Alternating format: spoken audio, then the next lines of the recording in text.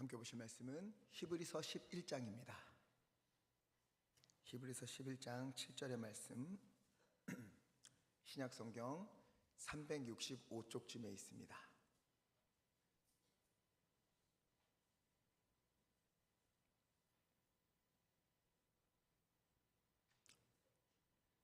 히브리서 11장 7절 함께 읽겠습니다.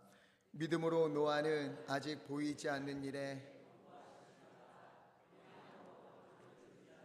그 집을 구원하였으니 이로 말미암아 세상을 정죄하고 믿음을 따르는 의의 상속자가 되었느니라. 아멘. 하나님은 세상을 참으로 아름답게 지으셨습니다. 그 중에서도 사람을 만드실 때는요, 창세기 1장 27절을 보니까 하나님의 형상대로 하나님을 꼭 닮은 존재로 만드셨어요. 외모만이 아니라 그 내면까지도 선하게 창조하셨습니다. 그리고 보시면서 너무너무 좋아하셨어요. 우리가 자녀를 처음 품에 안을 때 그때 마음이 어땠습니까? 너무 행복했잖아요. 하나님은요, 그보다 더 행복하셨습니다. 그래서 창조하시고 기뻐하셨던 온갖 것들을 다 인간에게 다 너가 다스려, 내가 너에게 줄게 선물로 주시고 풍성히 누리도록 하셨어요. 이처럼 하나님 앞에는, 하나님에게 있어서 우리 인간은요, 다 주어도 아깝지 않은 그런 존재였어요.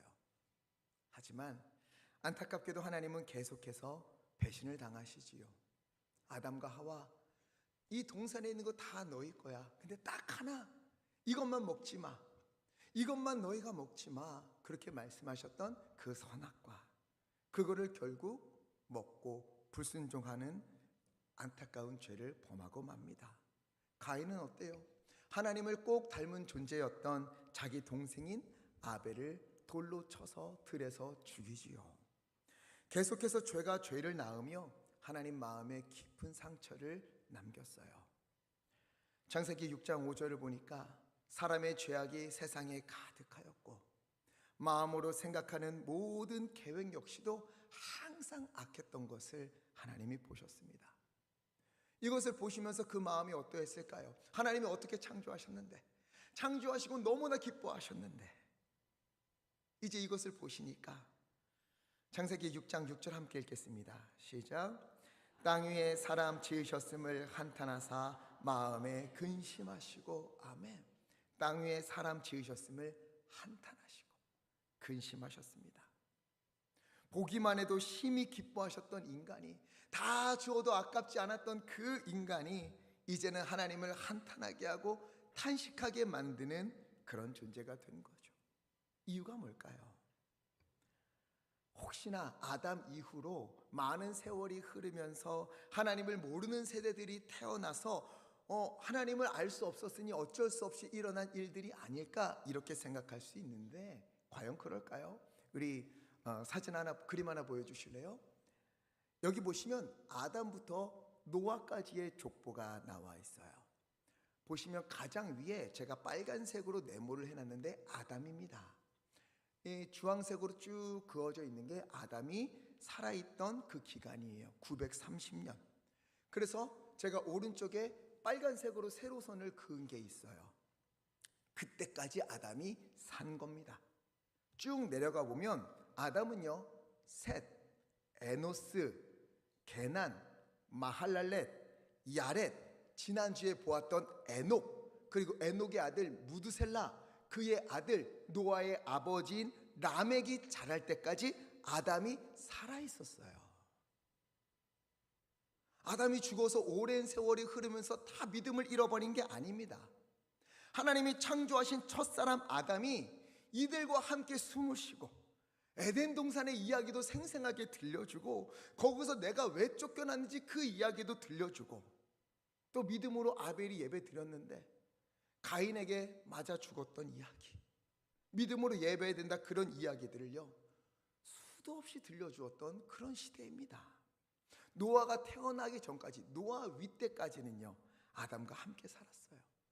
심지어 그래프를 보면 아담의 아들 셋 있죠. 두 번째 줄에 셋, 그리고 노아 전 라멕까지, 노아의 아버지 라멕까지 이들이 또 누구를 경험했는가 하면 중간에 파란색 네모를 친 사람이 있어요. 이름이 뭐죠?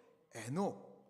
300년 동안 무드셀라를 낳은 후에 300년 동안 하나님과 동행하다가 죽음을 보지 않고 하나님께서 데려가신 것을 그 에녹, 이것을 직접 옆에서 눈으로 보았거나 혹은 그 이야기를 옆에서 다 전해 들었던 그 사람들인 거예요. 그 시대예요. 아담으로부터 생생한 이야기를 듣고 아벨의 이야기를 들었고 에녹의 모습을 보기도 하고 들었던 그 사람들. 하지만 이들은요, 하나님께 돌아오지 않았어요. 오히려 세상을 탐욕과 죄악으로, 살인과 불순종으로 가득 채워버린 겁니다. 그래서 하나님이 이걸 보시고 어떻게 해요? 6장 6절 한탄하시고 근심하셨어요. 아담과 함께 살았는데, 중간에 에녹도 보여주셨는데 하나님을 믿지 않아요. 돌아오지 않아요. 한탄하고 근심하십니다. 여기서 한탄은 후회하고 깊이 슬퍼하는 것을 말해요. 근심은 우리가 생각하는 것처럼 염려하고 걱정하고 아이고 어쩌나 이런 게 아니에요.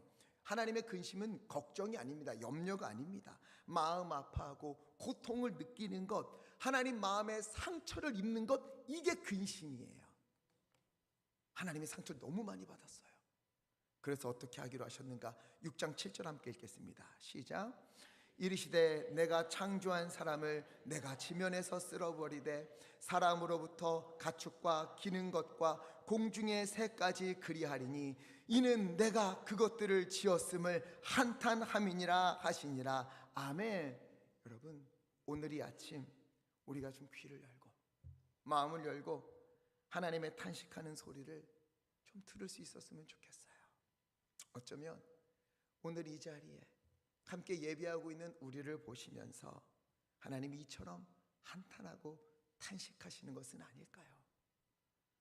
이 자리에 있는 저를 보면서 정연아, 너 어릴 적에는 참 순수했는데, 말씀 한 구절 읽으면 그거 생명처럼 여기면 순종했는데, 청년 때에도 전도사 때에도 열정을 다 쏟아내면서 목숨까지 바친다고 하지 않았느냐? 그때 내가 참 기뻤다. 그런데 나이가 들고 목사가 되더니 어찌 이리 교만해졌느냐?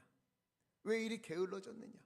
왜 내가 아니라 너를 더 먼저 생각하느냐? 내가 너를 목사로 세운 것을 후회하고 근심하노라. 내가 가슴이 아프다. 이렇게 말씀하시면 어떻게 하나? 이런 두려운 마음이 들었습니다. 아무개 장로야, 아무개 권사야, 아무개 집사야, 처음 믿을 때 그렇게 기뻐하지 않았느냐? 처음 기도한 것 응답받았을 때, 야, 하나님 정말 살아계시구나, 나 이제 하나님 위해 모든 것을 다 하겠습니다, 나한테 약속까지 하지 않았느냐? 작은 것 하나에도 마음을 담아 드리고 아무리 급한 일이 있어도 하나님이 먼저라면서 교회로 달려와 기쁨으로 헌신하지 않았느냐?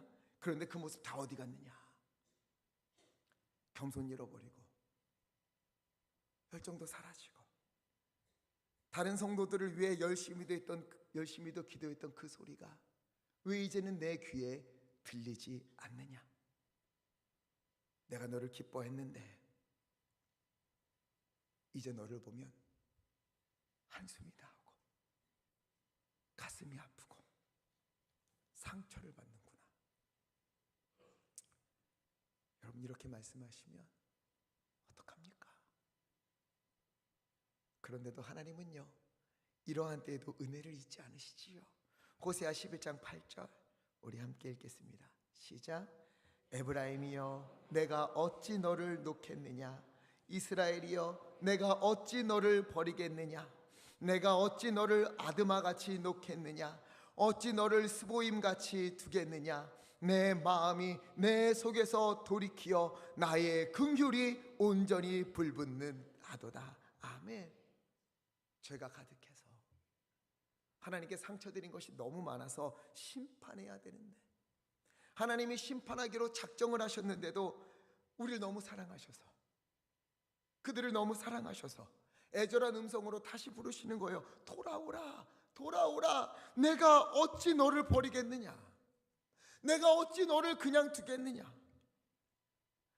너 심판받아야 마땅한데 너를 향한 나의 긍휼이 내 속에서 불 붙는 듯 하고 있으니 제발 나에게로 돌아오라. 여러분, 이것이 오늘 우리를 향한 주님의 마음인 줄 믿습니다. 우리의 모습 돌아보면, 참 지난 시간 돌아보면 심판받아 마땅하고 하나님께서 채찍 들어야 마땅한데도 다시 돌아오라고 기회를 주시고, 너 돌아오기만 하면 내가 다 용서해 줄게, 다시 시작해보자, 이전 것은 지나갔으니 보라 새 것이 되었도다, 너 오늘부터 다시 시작하면 돼, 나와 함께 걷자 말씀하시는 주님의 그 음성, 그 마음, 그 긍휼, 그 사랑을 기억하면서 다시금 주님만 바라보며 그 은혜로 살아가는 우리 예감교회 모든 성도님들 다 되시기를 주님의 이름으로 간절히 축원합니다. 오늘 우리가 함께 살펴볼 히브리서 11장에서 만나는 세 번째 인물, 노아. 이 노아가 살던 시대가 앞서 말씀드렸던 바로 그 시대였어요. 창세기 6장 13절 함께 읽겠습니다. 시작. 하나님이 노아에게 이르시되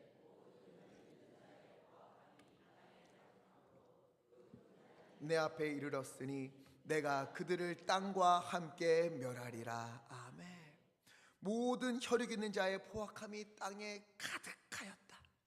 온 땅에 죄가 가득 찼다. 가득 찼다라는 것은요, 이 컵에 물을 받았어요. 물을 받았는데 이제는 한 방울만 떨어져도 물이 넘치게 되는 거예요. 한 방울도 떨어뜨릴 수 없이 빈틈없이 꽉 차 있는 상태를 가득 찼다라고 이야기합니다. 죄로 꽉 찬 거예요. 가득 찼어요. 하나님 보시기에 죄로 너무 가득해서 멸하실 수밖에 없는 그런 상황인데, 문제는 뭐냐? 그 시대를 살아가는 사람들이 우리 죄로 가득하구나, 우리 지금 잘못 살고 있구나, 우리 이런 상태구나, 이걸 알았을까요? 아니에요. 마태복음 24장 38절과 39절, 이 노아 시대 사람들을 이야기해 주고 있어요. 함께 읽겠습니다. 시작. 홍수전에 노아가 방수에 들어가던 날까지 시집가고 있으면서 홍수가 나서 그들을 다 멸하기까지 깨닫지 못하였으니 인자의 임함도 이와 같으리라. 아멘. 깨닫지 못하였으니, 몰랐다는 거예요. 죄로 가득하다는 걸 그들은 몰랐어요. 평소처럼 먹고 마시고 장가 들고 시집 들고 아무 일 없는 것처럼 평안하게 사는 거예요. 아무 일도 없는 것처럼 즐겁게 살고 있는 거예요. 이러한 때에 하나님이 노아에게 뭘 만들라고 하셨지요? 방주. 창세기 6장 17절, 내가 홍수를 일으켜서 하늘 아래에서 숨쉬는 모든 것들, 땅에 숨쉬는 모든 것들을 다 쓸어버릴 것이다. 그러니 6장 14절, 너는 이 심판을 대비해서 방주를 만들어라. 노아에게 말씀하셨어요. 하나님이 노아에게 만들라고 하신 이 방주는요, 보통 큰 게 아닙니다. 사진 한번 보여주실래요? 이게 2016년 미국 켄터키주에서 어마어마한 돈을 들여서 성경에서 말하고 있는 노아의 방주를 재현해서 만들어 놓은 거예요. 밑에 알록달록한 게 다 사람입니다. 굉장히 크지요. 지금이야 전문 인력도 있고 장비도 있고 그래서 몇 년이면 만들지만, 당시에는 이걸 누구 혼자 만들어요? 노아 혼자 만들어야 되는 거예요. 재료를 구하고 재료를 다듬고 다 혼자 해야 되는 겁니다. 그나마 도와줄 사람들이 누가 있어요? 가족들. 많지도 않아요. 그 가족들이 노아와 함께 저 무거운 것들 다 나무들 날라야 되고요, 말려야 되고 하나하나 깎고, 그리고 나무를 붙이고 그 사이에 역청을 칠하고 이 재료들 다 구하고 이거 다 만들어야 되는 거예요. 얼마나 오래 걸렸고 얼마나 힘들었겠습니까? 이거 하는 동안 노아가 흔들릴 일이 없었을까요? 있지요. 아니, 하나님, 해가 이렇게 날마다 쨍쨍 떠 있는데 무슨 홍수로 세상을 멸하신다는 겁니까? 세상이 이렇게 평화롭고 다들 잘 먹고 잘 살고 시집가고 장가들고 다 저러고 사는데 과연 이 세상에 이런 멸망이 오는 겁니까? 재료 구할 때, 또 하나하나 세워질 때마다 사람들이 와서 노아에게 물었을 거예요. 당신 지금 뭐 하는 겁니까? 배를 만들고 있습니다. 아니, 여기서 무슨 배를 만듭니까? 그리고 이렇게 큰 배를 왜 만듭니까? 당신에게 무슨 필요가 있습니까? 하나님께서 홍수로 세상을 심판하신다고 하셨습니다. 그 말 듣고 처음에는 사람들이 흠칫했을 거예요. 두려웠을 겁니다. 하지만 1년이 지나도 소식이 없어요. 10년이 지나도 변함이 없어요. 30년이 지나도 아무런 소식이 없어요. 처음에 두려워하고 흠칫했던 사람들도 이제는 슬슬 노아를 비웃었겠지요. 쓸데없는 일에 인생 허비한다. 쓸데없는 일에 목숨 건다. 배를 만들면 쌀이 나오냐 밥이 나오냐, 차라리 그 시간에 일을 해라. 그때마다 노아는요, 마음이 부대꼈을 것 같아요. 힘들었겠죠. 하나님, 정말 비가 옵니까? 하나님, 내가 정말 이 큰 배를 만들어야 합니까? 그런데 놀라운 거는요, 노아는 이런 시대에 이러한 현실과 그러한 자기의 형편에서, 그리고 마음의 부대낌까지도 다 부둥켜 안고 어떻게 했는가? 이 말씀에 순종했어요. 어떻게 순종할 수 있었을까? 100년이 되도록 큰 홍수가 내릴 것 같은 조짐이 1도 보이지 않아요. 사람들은 잘 먹고 잘 살고 시집가고 장가가고 평안하게 살아요. 죄를 지어도 아무런 거리낌이 없는 세상이 되었습니다. 그는 하나님의 말씀에 순종하면 할수록 사람들에게 외면당하고 손가락질 받고 이상한 사람 취급을 받았을지도 몰라요. 몇십 년 정도가 아니에요. 몇십 년에서 100년 가까이. 그럼에도 묵묵히 저 큰 배를 만들어요.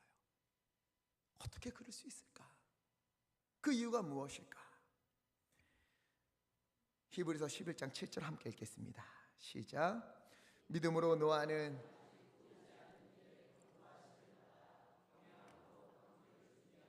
그 집을 구원하였으니 이로 말미암아 세상을 정죄하고 믿음을 따르는 의의 상속자가 되었느니라. 아멘. 보시면은요, 믿음으로 노아는 아직 보이지 않는 일에 경고하심을 받아.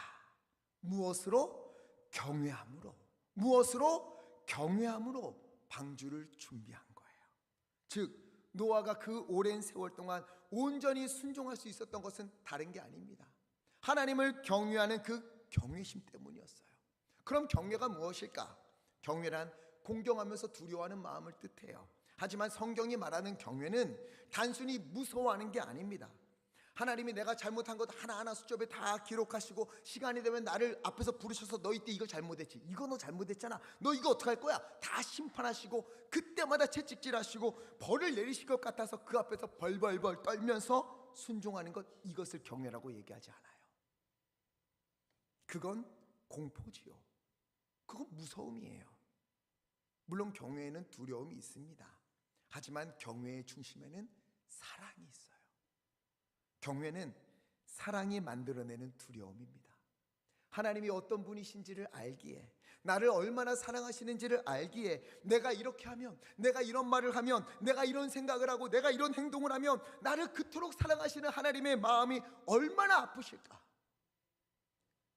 그렇기에 하나님을 사랑하기 때문에 죄를 멀리하고 하나님의 마음을 아프게 하는 것들을 내 삶에서 돌이켜보면서 다 끊어내고 하나님을 높이고 찬양하며 말씀에 순종하는 삶, 이것이 바로 하나님을 경외하는 삶이에요. 부모와 자녀의 관계를 생각해보면 조금 더 이해가 쉽겠지요. 부모가 자녀를 사랑하면은요, 내가 이렇게 하면, 내가 이러이러해서 이런 모습을 보이면, 내가 이런 일들을 한 것을 우리 자녀가 알게 되면 아이가 상처 입지 않을까. 그래서 말과 행동을 조심하는 것. 자녀도 마찬가지예요. 내가 이렇게 한 거 부모님이 아시면 속상하시겠지, 얼마나 가슴 아프실까. 그래서 잘못된 일을 멀리하고 바로 살려고 애쓰는 것, 무서워서가 아니에요. 사랑하기 때문에. 여러분, 하나님을 경외하는 것도 이와 같습니다. 하나님께 벌 받을까 봐 무서워서 벌벌벌 떠는 게 아니라, 나를 지으신 하나님, 나를 사랑하시는 하나님, 나를 위하여 독생자 예수 그리스도까지도 이 땅에 아낌없이 보내주시고 십자가에 못 박아 피를 흘리심으로 나를 살리신 주님의 은혜에 감사해서 내가 어떻게 하면 하나님을 기쁘시게 할 수 있을까? 내 삶이 어떻게 하면 하나님의 마음을 아프게 하지 않을 수 있을까? 그 마음으로 내 마음과 생각과 행동을 돌아보는 거예요. 거룩하신 하나님 앞에서 내가 얼마나 부족한 죄인인지 알기에 겸손히 낮아지고, 그럼에도 불구하고 나를 버리지 않으시고 끝까지 사랑하시고 나를 자녀 삼아주신 그 은혜를 알기에 그 사랑 앞에서 내 마음이 조심스러워지는 것, 두려운 마음으로 죄를 멀리하고 순종하는 것. 여러분, 이것이 바로 거룩한 두려움이에요. 하나님을 경외하는 마음입니다. 하나님이 나를 만드신 분임을 알기에, 온 세상의 주인이심을 알기에 그 앞에서 겸손히 낮아지는 것.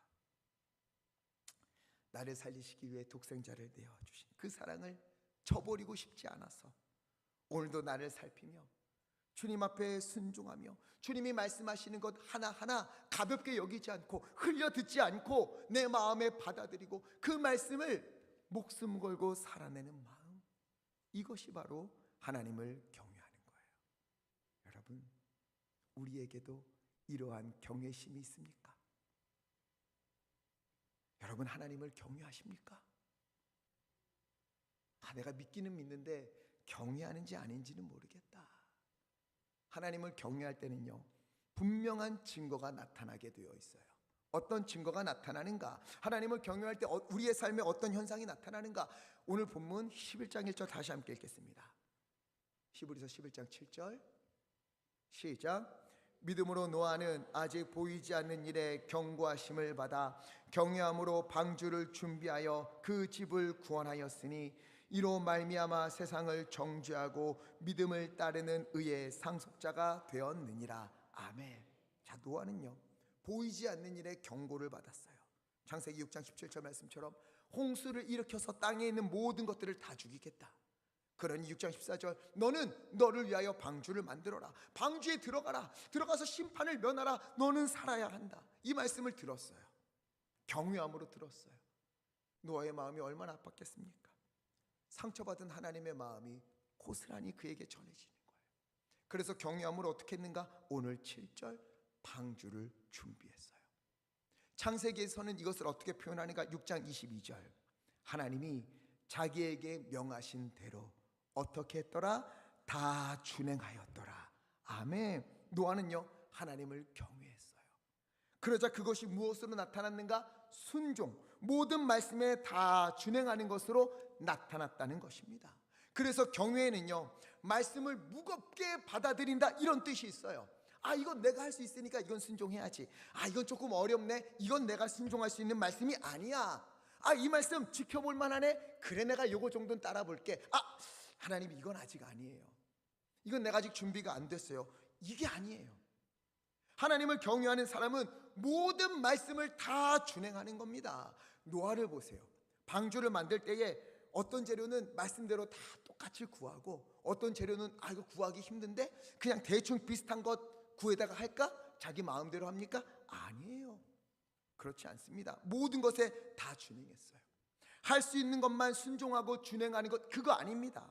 내 생각에 맞는 말씀, 내가 따를 수 있는 말씀에만 아멘하고, 내가 할 수 있겠다 하는 말씀에만 아멘하고 응답하는 것, 이건 아니에요. 내 생각과 달라도, 순종할 수 없을 것 같은 그런 일이라 하더라도, 불가능해 보이는 일이라 하더라도, 내 환경과 형편을 봤을 때는 도저히 내가 할 수 없을 것 같은 그런 일이라 하더라도 주님의 말씀이라면 마음을 열고 아멘 외치고 순종하는 것, 여러분, 이것이 바로 경외라는 거예요.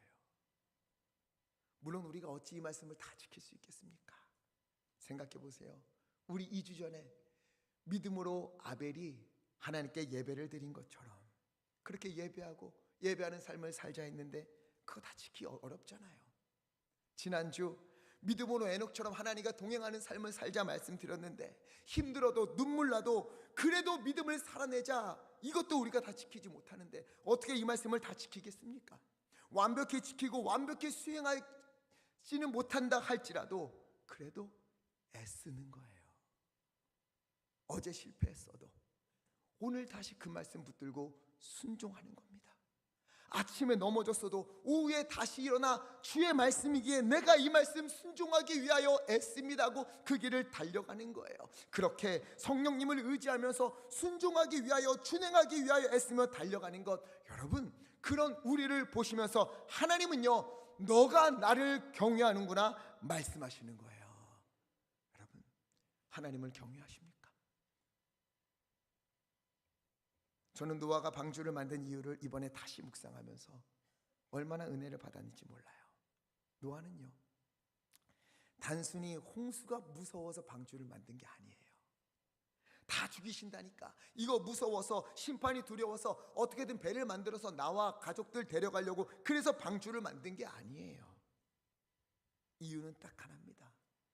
노아의 마음 깊은 곳에, 그 중심에 하나님을 경외하는 경외함, 이것이 있어서 방주를 만든 거예요. 주님을 위하여, 주님의 영광을 위하여, 주님을 너무도 사랑하기에 경외함으로 순종한 거예요. 만약 홍수를 피하는 것이 방주를 만드는 것의 목적이었다면, 오랜 시간 비가 오지 않으면요, 그리고 또 구름이 보이지 않으면 노아는 낙심했을지도 몰라요. 중도에 포기했을지도 모릅니다. 그러나 그의 중심에는 경외함이 있었어요. 하나님을 기쁘시게 해드리기 위해서. 그래서 그 말씀 하나하나를 귀하게 듣고 그 말씀에 순종한 거예요. 여러분, 우리에게 이 경외함이 있기를 간절히 기도합니다. 우리의 삶에, 우리의 예배에 노아가 가졌던 바로 그 경외함이 늘 머물기를, 늘 자리 잡고 있기를 예수 그리스도 이름으로 간절히 축복합니다. 순종은 바로 이 경외함에서 나오는 거예요. 순종은요, 책임감으로 하는 게 아닙니다. 순종은 할 수 있는 사람이 없어서 어쩔 수 없이 내가 하는 것, 그게 아니에요. 만약 책임감으로 어쩔 수 없어서 하는 일이라면 어느 순간 비가 내리지 않고 주변에서는 야, 이거 안 해도 잘 먹고 잘 사는데 너 왜 이래? 이러면은요, 왜 나만 이렇게 고생하고 왜 나만 이렇게 힘들게 사냐, 이런 마음이 찾아오고요, 흔들리게 되어 있어요. 이렇게 열심히 했는데, 내가 그 사람 위해서 열심히 섬기고 기도했는데 왜 이리 열매가 없는가, 낙심되는 거예요. 그런데 이 모든 일의 중심에 경외함이 있다면, 하나님을 경외하는 마음을 놓치지 않는다면 완전히 달라져요. 노아처럼 비가 오지 않아도 괜찮아요. 지금 여기서 그 말씀에 순종하여 배를 만드는 것을 하나님께서 기뻐하시기 때문에 그 배를 만드는 거예요. 앞으로의 일을 알 수 없고 언제 비가 올지도 몰라요. 그러나 하나님이 말씀하셨고 하나님은 말씀을 지키실 것이 분명하기 때문에 언제인지 모르지만 그냥 내 삶에서 그 말씀에 순종하며 살아내는 거예요. 나무를 가져오고 다듬고 엮고 역청을 칠하고, 불가능해 보이는 것도 그냥 하나하나 삶 속에서 해가는 겁니다. 왜? 이 자체를 하나님께서 기뻐하시기 때문에.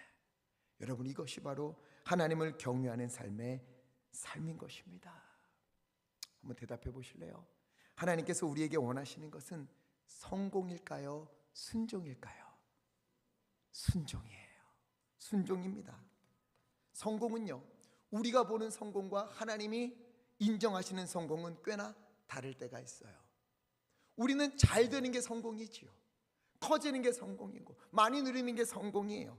교회도 커지고 인원도 많아지고 그러면 성공이라고 말하지요. 그러나 하나님도 그걸 보시면서 성공이라고 말씀하실까요? 시작이 미약하였는데 마지막까지 미약한 그런 작은 교회는 하나님이 실패라고 말씀하시겠습니까? 정말 그렇습니까? 아니에요. 우린 알 수가 없어요. 그러나 분명한 것은 단 한 명이 앉아서 예배하는 그런 교회라 할지라도 그 사람이 믿음으로 아벨처럼 하나님께 간절한 마음으로 예배하고, 그 사람이 믿음으로 에녹처럼 삶 속에서 하나님과 동행하기 위해서 애쓰고, 믿음으로 노아처럼 하나님을 경외하며 순종하는 이가 그곳에 한 명이라도 있다면 그곳은요, 하나님께서 기뻐하시는 교회인 겁니다. 인간의 눈으로 볼 때 스데반 실패한 인생이지요. 집사로 임명받은 후에 설교 한 번 하고 돌에 맞아 죽습니다. 얼마나 비참합니까? 그런데 돌에 맞아 죽기 전 스데반이 무엇을 봐요?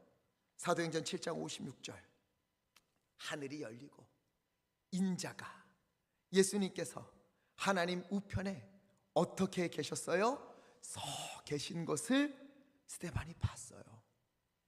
예수님은요, 마가복음 6장 16장 19절 말씀 보면 부활하시고 승천하셔서 하나님 우편에 앉아 계십니다.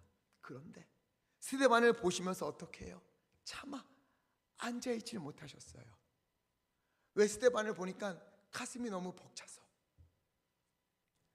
스데반을 보니까 사람들이 위협을 하고 돌로 치려는 상황에서도 믿음을 외치면서 주의 말씀을 증거하는 것을 보니까 주님도 마음이 너무 벅차서 스데반아 고맙다. 너야말로 진정으로 믿음의 사람이다. 너야말로 하나님을 경외하는 사람이다. 그렇게 서서 하나님 우편에 서서 스데반을 바라보신 겁니다. 스데반이요, 어떻게 돌에 맞으면서도 믿음을 외쳤습니까? 하나님을 경외했기 때문에. 바울도 그렇잖아요. 잘 나가는 유대인이고 바리새인이었어요. 그런 그가 예수님 만나고 나서 인생이 완전히 바뀝니다. 가는 곳마다 두드려 맞고 감옥에 갇히고 헐벗고 밥도 제대로 못 먹고 불쌍한 인생이 돼요. 누가 봐도 실패한 인생과 같습니다. 그러나 하나님이 보실 때도 실패했습니까? 아니지요. 그를 통해서 수많은 이들이 주님께로 돌아오는, 주님의 귀한 일에 쓰임받는 좋은 도구가 되었던 것 아닙니까? 하나님 보시기에 스데반, 바울, 이보다 성공한 이들이 어디 있겠습니까? 여러분, 하나님께서 우리에게 원하시는 것은 대단한 성공이 아닙니다. 누가 봐도 이 정도는 돼야 헌신이지, 이 정도는 돼야 섬김이지, 이만큼은 드려야 헌금이지. 여러분, 그게 아니에요. 이름 남길 만한 것, 박수 받을 만한 것, 이런 거 아니에요. 작아도 괜찮아요. 적어도 괜찮아요. 화려하지 않으면 어떻습니까? 부족하면 어때요? 하나님께서 나에게 맡기신 그 사명, 그것을 경외함으로 순종하면 하나님은 그것을 최고라고 말씀하시는 분입니다. 맡겨진 사명이 적다 할지라도, 건강이 부족해서, 건강이 약해서, 이제 나이가 들어서 내가 할 수 있는 것이 하나님 기도밖에 없습니다. 그래서 주님 앞에 와서 기도하는 그 사람, 하나님은요, 그 사람을 최고의 믿음의 사람이라고 말씀하시는 거예요. 내가 할 수 있는 것이, 하나님 내가 뭐 별거 없어, 청소밖에 없네요. 그래서 주님 앞에서 하나님을 경외하는 마음으로, 주여 내가 이곳에서 청소하는 거 하나님이 기뻐하시는 줄 믿습니다 라고 청소하는 그 사람, 하나님의 최고의 믿음의 사람이라고 말씀하시는 거예요. 찬양팀, 찬양하라고 목소리 주셨는데, 하나님, 내가 이 앞에 설 때마다 경외함으로 하나님을 바라보며, 하나님은 내가 주님을 찬양합니다. 그럴 때 하나님은 최고의 찬양팀이라고 인정해 주시는 거예요. 여러분, 이것이 하나님께서 기뻐하시는 겁니다. 우리가 할 일은, 우리의 목표는 성공이 아닙니다. 성공은 하나님이 평가하실 거예요. 우리의 눈으로, 우리의 생각으로 함부로 성공을 논하지 마십시오. 성공은 하나님께서 평가하십니다. 우리가 할 일은 하나님을 경외함으로 끝까지 순종하는 것, 이것이 바로 우리가 걸어야 하는 귀한 길인 줄 믿습니다. 저는요, 예강교회는 어떤 교회입니까? 라고 물을 때 우리 성도님들이 다른 것보다 이런 대답을 하셨으면 좋겠어요. 뭐 우리 교회? 글쎄, 우리 교회는 온 성도님들이 하나님을 경외하며 주일에 말씀 한 구절 들으면 그 말씀 붙들고 일주일 살아내려고 애쓰고, 새벽에 말씀 들으면 그 말씀 붙들고 하루하루 살아내려고 애쓰고, 순종하기 위해 애쓰는 그런 교회다. 아벨처럼 믿음으로 예배하고, 에녹처럼 믿음으로 동행하고, 노아처럼 믿음으로 경외하며 순종하는 교회. 여러분, 우리 교회가 그런 교회 되기를 간절히 바랍니다. 남들에게 보여줄 만한 것 없어도 돼요. 우리보다 더 시설 좋고 뭐 하는 일 많은 교회들 널리고 널렸어요. 그러나 저는 주님 보시기에 예강교회는 한 사람도 예외 없이 하나님을 경외하고 하나님의 말씀을 노아처럼 받아들여서 그 말씀을 살아내는 순종하는 교회다. 저는 그런 교회가 우리 교회 되기를 간절히 부탁을 드립니다. 전도를 할 때에도, 찬양을 할 때에도, 구역 모임을 갈 때에도, 주차 봉사를 할 때에도 늘 하나님을 경외하며 순종하는 그런 믿음이 우리의 믿음이 되기를 간절히 축복합니다. 그런데요, 노아가 참 그렇게 오랜 세월 방주를 만들고 사람들에게 그 모습을 보여주고 자기가 하는 일에 대해 그렇게 이야기해 주었는데 왜 사람들은 듣지 않았을까요? 방주가 닫힐 때 어찌하여 노아의 가족만 들어가게 되었겠습니까? 이유는 하나예요. 하나님을 경외함이 사라진 겁니다. 아담과 함께 있었음에도, 아벨의 이야기를 들었음에도, 하나님이 에녹과 동행하시고 그를 데려가신 것을 다 보여주셨음에도 아무런 반응을 하지 않는 거예요. 노아가 방주를 만들어도 보기만 할 뿐 받아들이질 않습니다. 왜? 경외함이 없기 때문에. 여러분, 우리는 말씀 모릅니까? 그동안 얼마나 많은 말씀들을 들어왔습니까? 어려서부터 지금까지 얼마나 많은 말씀들을 우리의 머릿속에 가슴에 담아왔습니까? 그런데 여러분, 그것이 하나님을 경외함이 되고 그것이 순종함이 되어서 우리의 삶에서 열매를 맺어가고 있습니까? 만약 그렇지 않다면 노아 시대에 방주에 들어가지 않은 사람들과 뭐가 다르다는 거예요. 우리가 왜 하나님의 말씀을 들었음에도 순종하지 않습니까? 하나님의 말씀을 아는데도 왜 살아내지 않습니까? 이유는 하나예요. 다른 것 아니에요. 환경 아니에요. 하나님을 경외하는 마음이 없어서 그런 거예요. 환경이 어려워도, 상황이 안 돼도, 형편이 안 돼도 하나님을 경외하는 마음이 이 속에 있으면, 하나님을 사랑하는 마음이 이 속에 있으면, 나의 행동 하나에 하나님께서 웃기도 하시고 슬퍼하기도 하신다, 이 마음이 우리 가운데 있으면은요, 우리는 그 말씀에 순종할 수밖에 없는데 이걸 잃어버린 거예요. 여러분, 경외함이 회복되기를 간절히 기도합니다. 경외함은요, 말씀드린 것처럼 애쓰는 거예요. 실패할 수 있어요. 넘어질 수 있어요. 어제 실패했다, 오늘 다시 살아내는 거예요. 오늘 실패했다, 내일 다시 일어나서 그 말씀 순종하는 겁니다. 아침에 실패했다, 괜찮아요. 오후에 다시 그 말씀 붙들고 살아내는 것. 여러분, 이것이 바로 하나님을 경외하는 사람, 순종하기 위하여 애쓰는 사람의 삶인 거예요. 여러분, 비가 올 때 방주를 만드는 것은 어렵지 않아요. 그러나 비가 오지 않을 때, 구름이 보이지 않을 때에도 방주를 만드는 것, 말씀이기에 만드는 것, 이게 바로 믿음이에요. 기도할 때마다 응답을 받으면은요, 기도하는 것이 어렵지 않을 거예요. 그러나 기도했음에도 아무런 응답이 없을 때, 그때 하나님을 의지하고 붙들고 기도하는 것, 여러분, 이게 믿음입니다. 응답이, 열매가 보일 때 순종하는 것은 어렵지 않아요. 그러나 열매가 보이지 않아도 하나님을 경외하는 마음으로 섬기는 것, 순종하는 것, 이것이 바로 믿음인 거예요. 노아는 비가 내리는 것을 보지 못했음에도 방주를 만들었어요. 우리도 마찬가지가 되길 원합니다. 보이지 않아도, 아직 응답되지 않아도, 아직 열매가 없어도 하나님의 말씀기에 순종하는, 하나님을 경외하며 순종하는 그런 우리 모두 되기를 간절히 바랍니다. 주여, 다른 것은 몰라도 내가 주님을 경외합니다. 다른 것은 몰라도 내가 주님을 사랑합니다. 부족하지만, 또 넘어지고, 또 흔들리고, 또 낭망할 수 있지만, 그래도 하나님, 오늘 이 말씀 붙들고 다시 순종의 길로 갑니다. 나의 작은 삶을 주님 받아주시옵소서. 간절한 기도와 삶이 우리 가운데 회복되기를, 그 가운데 주님이 주시는 은혜와 평강이, 하나님의 놀라운 역사하심이 우리 가운데 넘치기를 우리 주 예수 그리스도 이름으로 간절히 축원합니다. 그래서 이 찬양 마음을 다해 불렀으면 좋겠어요.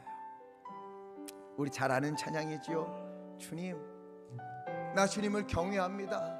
경외하는 마음으로 주님 앞에 서 있습니다. 주여, 이전까지 나의 삶은 하나님이 한탄하시고 하나님이 근심하시는 그런 인생이었는데, 주여, 이제는 내가 나의 삶이, 나의 말이, 나의 생각이 하나님께 기쁨이 되기를 원합니다. 내 마음 새롭게 해주시고 나를 변화시켜 주소서. 나 주님의 기쁨 되기 원합니다. 마음을 다해 함께 찬양하겠습니다. 나 주님의 기쁨 되기 원하네. 주여, 내 마음을 새롭게 하여 주소서. 새롭게 하소서. 아멘. 새 부대가 되게 하여 주사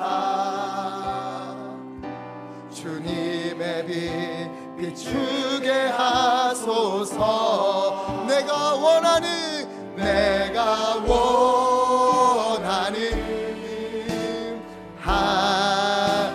주님을 경외함으로 주님의 기쁨이 되는 것. 내가 원하는 한 가지, 주님의 기쁨이 되는 것. 주여, 겸손히 내 마음 드립니다. 내 마음 드립니다. 나의 모든 것 주여 받으소서. 모든 것 받으소서. 나의 마음 깨끗게 하여 주소서. 깨끗게 씻어주 오직 주님의 길로 순종하는 길 걷게 하소서. 행하게 하소서. 우리 믿음으로 고백합시다. 내가 원하는 한 가지, 주님의 기쁨이 되는 것. 아멘. 주여, 진실로 원합니다. 내가 원하는 한 가지, 주님의 기쁨이 되는 것. 우리 말씀을 기억하며 함께 기도하기 원합니다. 한번 돌아봅시다. 우리의 인생은 하나님을 한탄하게 하고 하나님을 근심하게 하는 삶이 아니었습니까? 많이 듣고 많이 알고 하나님께서 인도해 주시고 하나님께서 베풀어 주신 은혜가 너무도 큰데, 오늘 나의 삶 속에 하나님을 경외함도 없고 경외하면서 나오는 순종함도 없는, 하나님께서 탄식하시는 그런 인생은 아닙니까? 주 하나님, 이 불쌍한 영혼을 용서하여 주시옵시고 이제 온전히 주님만을 경외하면서 주의 말씀 한 구절 한 구절을 아버지 무겁게 받아들이고 귀히 여기며 주님을 사랑하는 마음으로 순종하는 믿음의 거기 걷게 원하옵나니, 주여, 우리 가운데 임하시고 성령의 충만함으로 덧입혀 주옵소서. 주여, 힘차게 외치시고 합심하여 함께 기도하겠습니다. 주여,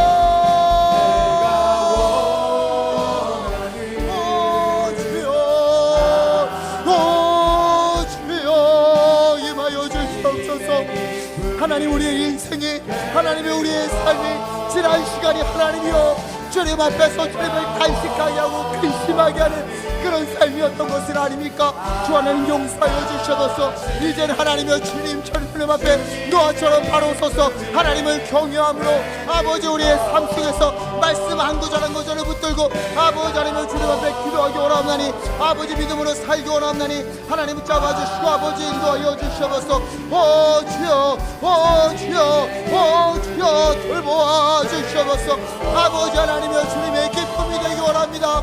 주님을 경외하며 주님을 사랑하며 믿음의 삶, 아버지 순종의 삶 살기 원하옵나니, 아버지 잡아주시고 우리 걸음 인도하여 주시옵소서. 오주엽 잡아주시옵소서. 찬양합시다. 내가 원하는 한 주님의 기쁨이 되는 것, 되는 것.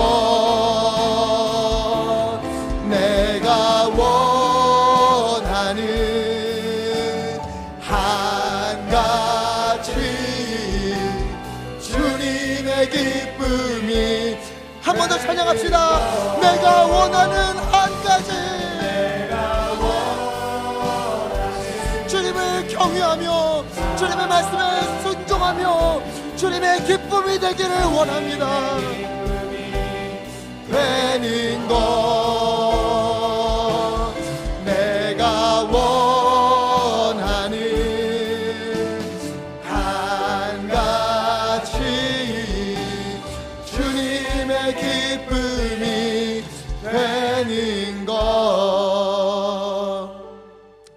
살아계신 아버지 하나님, 오늘 노아의 시대를 바라보며 우리의 모습을 되돌아봅니다.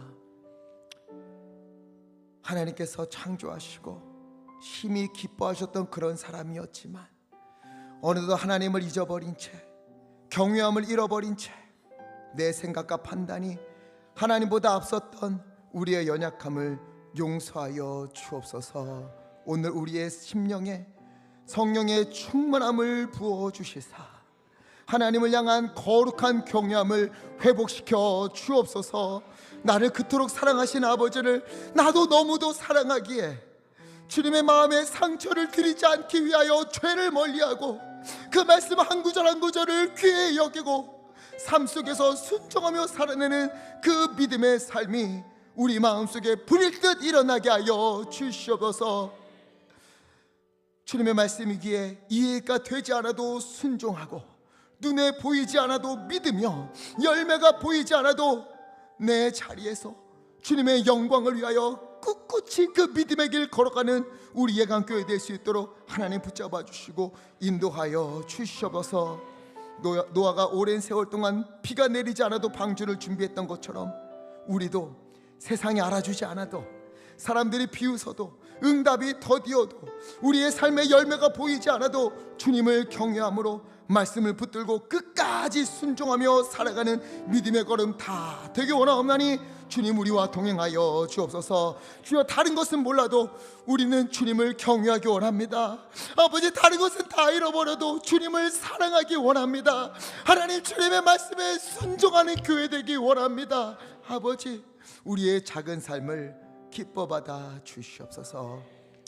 이 시간 주님의 은혜에 감사하여 마음을 모아 예물 올려드립니다. 내게 있는 모든 것이 하나님의 것임을 알기에 10의 1조를 구별해 주님 앞에 올려드리고 감사하는 마음으로 드리고 소원함이 있어서 주님 앞에 기도하며 올려드린 이 모든 예물들 주님 기뻐받아 주시옵소서. 쓰이는 곳에 하나님의 은혜가 넘치게 하시고 드린 손길 하나님이여 하늘 문을 여시사 넘치는 은혜와 복을 부어 주시옵소서. 아버지, 우리 성도님들 위하여 기도합니다.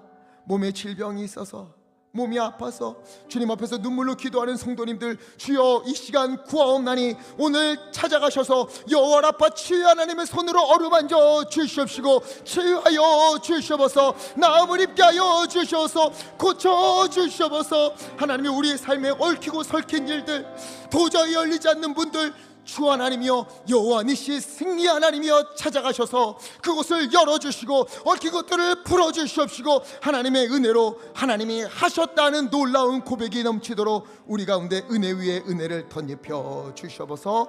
우리 주 예수 그리스도 이름으로 간절히 기도하옵나이다. 아멘.